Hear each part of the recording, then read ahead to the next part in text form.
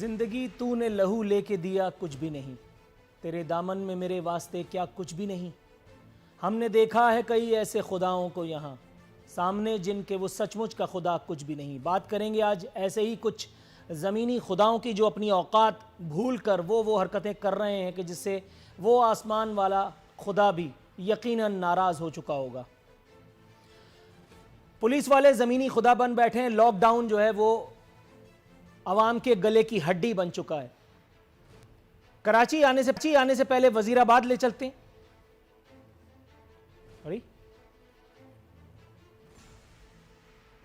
ये जो आपको फुटेज दिखाई जा रही है, ये भुट्टो के देश का अहवाल आपको नजर आ रहा है, जिसमें ये पुलिस वाला आकाओं की आमद का मुंतजिर ये पुलिस वाला एक मासूम बच्चे को अस्पताल जाने नहीं दे रहा।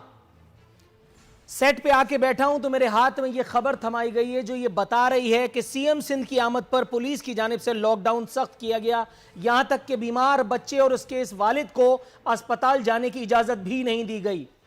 इस बच्चे के नाआकिबत अंदेश वालिद को यह नहीं पता था कि इसके बच्चे और इसके पूरे मोहल्ले के बच्चों की जिंदगियां उस एक सीएम सिंध की जिंदगी से कहीं ज्यादा अर्जा हैं कि जो इस वक्त उस एक अनदेखी बीमारी को फतह करने चला है जिस पर यूरोप फतह नहीं पा सका। मैं हुकूमत पाकिस्तान से मुख्तदर तरीन इदारों से यह अपील करता हूं कि आप इस एक नाकिबत अंदेश वालिद, इसके बच्चे, उसकी मां, इन तीनों के खिलाफ ऐसी सख्त से सख्त कार्रवाई करें कि आइंदा इस मुल्क में कोई बीमार होने की कतई जुर्रत ना करे। इन लोगों की इतनी हिम्मत हो गई कि वजीर आला सिंध के रास्ते में रुकावट बन करके खड़े हो गए। यही सब काम वजीर आला शहबाज शरीफ जब थे उस वक्त भी हमने देखा वज़राए आला तब्दील होते रहे मुख्तलिफ सूबों के, नहीं तब्दील हुई तो यह सूरत हाल।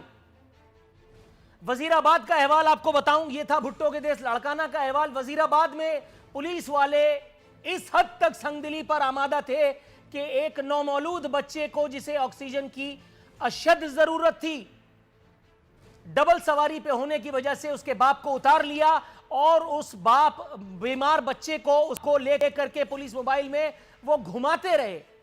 फिर अस्पताल जाने के बजाय उन्हें हवालात ले जाकर के लॉकअप कर दिया गया।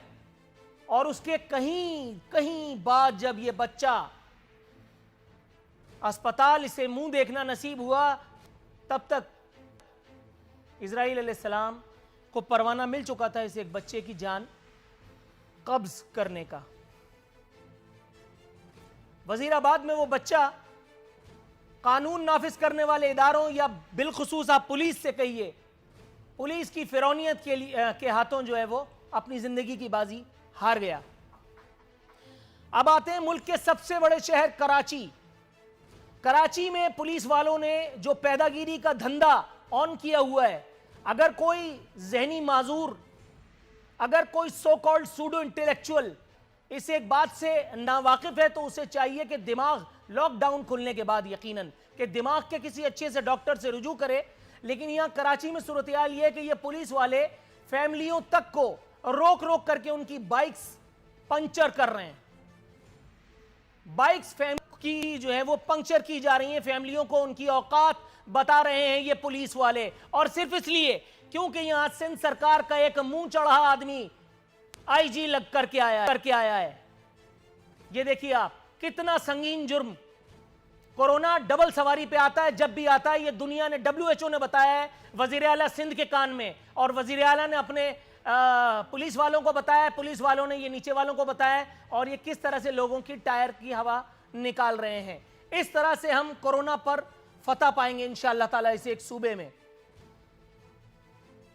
वजीर आला का फरमाबरदार आईजी, बदस्तूर अगर मैं कहूं तो बुरा लगेगा लेकिन सानू की मैं कह ही देता हूं, आईजी अभी तक कोमा में है। मेरी एपिसोड देखने के बाद अगर उसे होश आ जाए तो आ जाए, वरना तो मेरा ख्याल है कि अब सूरत हाल वो होने वाली है। हम एक जमाने तक, मैं आज ऑन एयर कह ही देता हूं यार, बहुत हो गया, एक जमाने तक हम तालिबान से लड़ते रहे।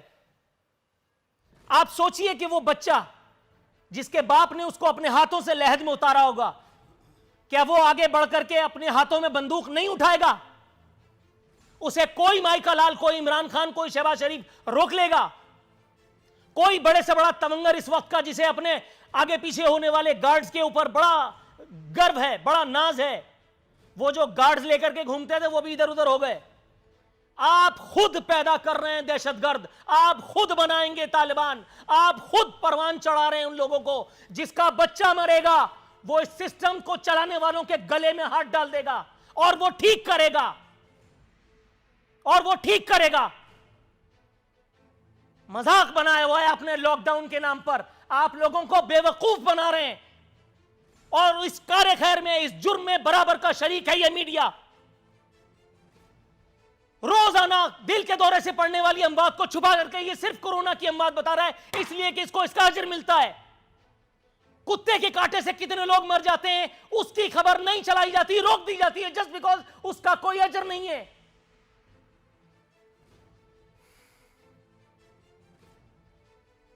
वजीर आजम ने आंसू बहाए हैं, लेकिन वजीर आजम और उनके आंसू, कह रहे हैं मुझे पुलिस का तशद्दुद देख करके अफसोस हुआ। सर आप ये कार्य खैर भी मत कीजिए, इसलिए कि आपके अफसोस से फर्क कुछ नहीं पड़ने वाला, आपके अफसोस से कख नहीं होना। आपने वहीं बनीगाला में रह करके, अब मैं कुछ कहूंगा, वजीर आला जो है वो अवाम की कीमत पर कोरोना से जंग लड़ने में मसरूफ है। पता नहीं उनकी जंग लड़ते लड़ते यहां कितने लोग जो हैं वो अपनी जान से जाएंगे। एहतसाब की गाड़ी जो है वो, उसमें पेट्रोल खत्म हो गया, एहतसाब करने के दावे जो हैं वो जमीबोस हुए। 30 अप्रैल को जो रिपोर्ट आने वाली थी वो अब धड़म तख्ता हो गई, सिर्फ इसलिए कि एपिसोड पूरी तरह से रोमांचक हो। 1 महीने का मजीद टाइम मांगा है, और 1 महीने के बाद उनको लगता है कि वो कुछ ऐसी बात बता देंगे जो हमें पहले से नहीं पता। दूसरी तरफ भुट्टो के देश में एक और मासूम की जान चली गई। लड़काना के 6 साला हसनैन के बाद अब 6 साला जहीर भी आवारा कुत्तों की नजर हो गया। यह है वो मासूम बच्चा जिसने अपनी जान को गंवा दिया। इसके मां बाप की, इसके लवायकीन की वो पछाड़ें जरा भी आप टेलीविजन स्क्रीन पर मुलाहिजा कीजिए। और कल मेरे शो में अखूनजादा चट्टान साहब का वो जवाब अपने जहनों में लाइए, और फिर मैं देखता हूं आपका खून कैसे नहीं खौलता।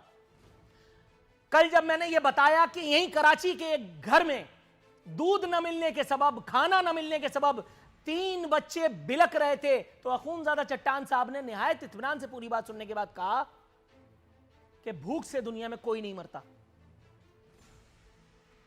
भूख से नहीं मरता, इसलिए उसे कुत्ते के कांटे से हम मरवा देंगे। कोरोना से हम तुम्हें बचाएंगे, कुत्ते के कांटे से तुम खुद बचो। अजरा पेचूहू साहिबा का वो बयान अपने जहन में लाइए, और फिर मैं देखता हूं कि आपका खून आपकी रगों से कैसे नहीं बाहर आ जाता, जिसमें उन्होंने कहा था कि अपने बच्चों को कुत्तों को पत्थर मारने से रोकें। आप आसफा भुट्टो का वो ट्वीट अपने जहन में लाइए जिसमें उन्होंने कुत्तों के मारे जाने पर कोहराम मचाया था।